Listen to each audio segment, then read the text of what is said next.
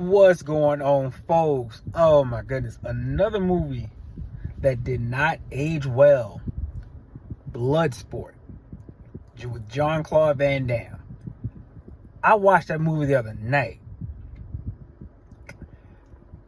First of all, none of that would have happened. Like, absolutely none of that would have happened. I mean, I love my martial arts movies. I mean, even now, my dad and I, we still give each other recommendations on good movies to watch. Like, hey, man, you saw this one? Or no, I ain't see this one. You saw this one? No, check this one out. We still give each other recommendations on movies like that. I grew up watching movies, martial arts movies, all kinds of ones, terribly dubbed, subtitled, you name it, I watched them. I used to watch with my dad all the time, and like I said, we still talk about them to this day and recommend them to each other. But watching Bloodsport now and knowing what I know now, because that time I was a kid, I thought, it said based on a true story, I thought that was all real. That stuff really happened. But then as I got older and I got into martial arts myself and became a practitioner, I read one book by Frank Dux, the guy who Bloodsport was based off of, allegedly.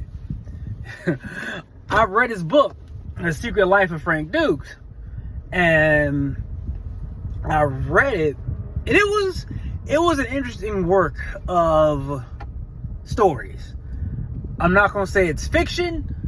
I'm gonna say you got to be Superman to do what he's talking about in that book. Let's just say that, like a real Superman. And it caught me skeptical. But anyway, watching Bloodsport, watching the premise behind that movie, watching how the tournament happened, which was weird bracketing, people fighting 2 and 3, 4 times I'm like, wait a minute, then he lose, but he's back up. I don't understand. Then they fight on an elevated mat at the end. First of all, the main character, Jean-Claude Van Damme's character, he was in the military, and he went MIA. He went AWOL to compete in this tournament to honor his master.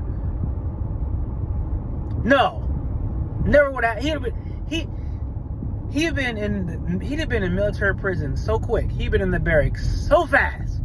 Had he attempted anything like that, if that were real. Second, the tournament itself.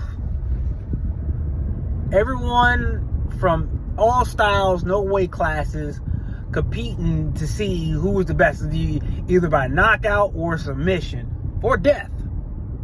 Right? This underground tournament, how do all these people know about it to go to it? Got these random people just fighting. You can blatantly cheat. You can deliberately break your opponent's leg in the thing. No rules. No none of that. He threw a crushed up powder in his eye. He threw a powder in Frank Dukes' eyes at the end. And Frank Dukes had to fight him blind. Okay? He had to fight him blind. As someone who has studied martial arts now for going on 20 years, it's some truth to being able to sense movement. It is some truth to that. You're in a real fight where someone's trying to deliberately hurt you. Shut your eyes if you want to, see what happens. Shut them. I dare you. Close your eyes in a real fight and see what happens. I dare you to close them. So he miraculously wins, makes him submit after he can't see. He knew not to hit the ref. Okay, whatever. Again, I loved that movie as a child.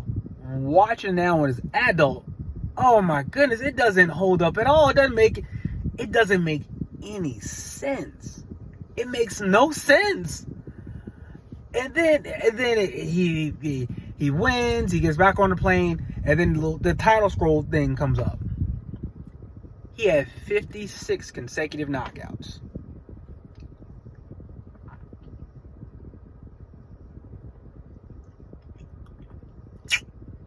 Just like that one said right there. 56 in one tournament. You knocked out 56 people and didn't break your hand. Not one time. Not once. And this movie rose me particularly a certain way because as a martial artist now, and I've studied, I'm like, wait a minute. Some of this stuff is... No! It's ridiculous! And then seeing about who the real guy was and the fantasy he created for himself, I'm like, oh. But Bloodsport doesn't hold up. Does not hold up. Y'all let me know what you all think.